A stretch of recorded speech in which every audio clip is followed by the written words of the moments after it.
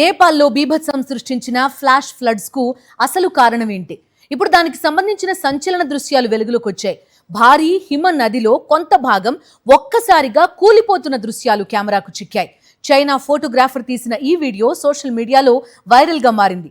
హిమ నది శిథిలాలు నదిలో పడడంతో భారీగా నీరు, మట్టి, బండరాళ్లు దిగువకు దూసుకెళ్లినట్టు శాస్త్రవేత్తలు భావిస్తున్నారు.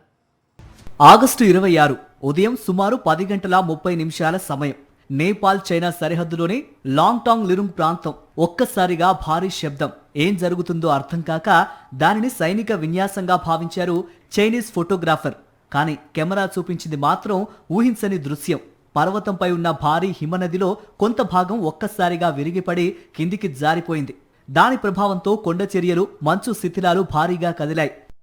శాస్త్రవేత్తలు ఉపగ్రహ చిత్రాలను పరిశీలించిన తర్వాత పర్వతంపై నుంచి భారీ హిమనది భాగం కూలిపోయినట్లు నిర్ధారించారు. విరిగిన మంచు, రాళ్ల భారీ భాగం నదిలో పడ్డంతో ఒక్కసారిగా నీటి ఉధృతి పెరిగింది.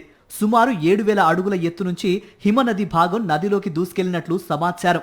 ఈ ఘటన అంతటి శక్తితో చోటు చేసుకోవడంతో అమెరికా జియోలాజికల్ సర్వే తొలుత దీన్ని 4.4 తీవ్రతతో భూకంపంగా నమోదు చేసింది.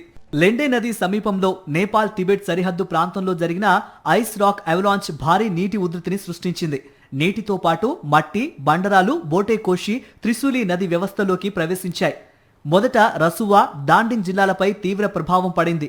ఆ తర్వాత వరద ప్రవాహం నువాకోట్, చిత్వాన్, గోర్ఖా, తనుహు, నావల్పరాసి ఈస్ట్ ప్రాంతాలకు విస్తరించింది. ఈ ప్రకృతి విపత్తు కారణంగా నేపాల్లో మరణ మృదంగం మోగింది. మరణాల సంఖ్య 600కు చేరింది.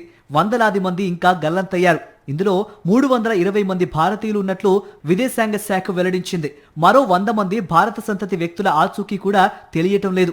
కాగా చైనాలో ఉన్న 400 మంది భారతీయులు క్షేమంగా ఉన్నట్టు విదేశాంగ శాఖ స్పష్టం చేసింది. మరోవైపు మానస సరోవర్ యాత్రకు వెళ్లి వరదల్లో చిక్కుకున్న 21 మంది తమిళులు సురక్షితంగా ఢిల్లీకి చేరుకున్నారు. విదేశాంగ శాఖ మంత్రి జయశంకర్ ఎయిర్పోర్ట్లో వారిని స్వయంగా కలిశారు. త్రిశూలి 1 టన్నెల్లో చిక్కుకున్న 350 మంది కార్మికుల్ని నేపాల్ ఆర్మీ రక్షించింది. ఇందులో 63 మంది భారతీయులున్నారు. ఇక్కడ సహాయక చర్యల కోసం భారత టన్నెల్ రెస్క్యూ నిపుణుల బృందాన్ని తరలించింది. నేపాల్ కోరితే ఎన్డీఆర్ఎఫ్ బృందాలను కూడా పంపిస్తామన్నారు విదేశాంగ శాఖ మంత్రి జయశంకర్. సహాయక చర్యల్లో నేపాల్కు చేయూత అందించడంతో పాటు భారతీయులను రక్షించి స్వదేశానికి తీసుకురావటమే తమ బాధ్యత అని స్పష్టం చేశారు. This is for us right now. It's our number one priority. How to respond to this situation, how to support the relief efforts in Nepal, how to to help in the rescue and the return of our people and also other nationals, Nepalis, other foreigners who are out there. ఒక పర్వతంపై మంచు కూలిన ఘటన క్షణాల్లోనే నదీ ప్రవాహాన్ని మార్చేసింది. వేల అడుగుల ఎత్తు నుంచి మంచు, రాళ్లు నదిలోకి దూసుకురావడంతో ఏర్పడిన ఉధృతి దిగువ ప్రాంతాల్లో భారీ విధ్వంసాన్ని సృష్టించింది. వాతావరణ మార్పులతో హిమాలయాల్లో హిమనదులు వేగంగా కరుగుతున్న వేళ ఈ ఘటన మరోసారి ప్రపంచాన్ని అప్రమత్తం చేస్తోంది. హిమాలయాల్లో పెరుగుతున్న మంచు కరుగుదల, కొండ చర్యలు, ఆకస్మిక వరదల ముప్పుపై ఇక మరింత లోతైన అధ్యయనం, ముందస్తు హెచ్చరిక వ్యవస్థలు అవసరమన్న విషయాన్ని ఈ విపత్తు చాటి చెబుతోంది.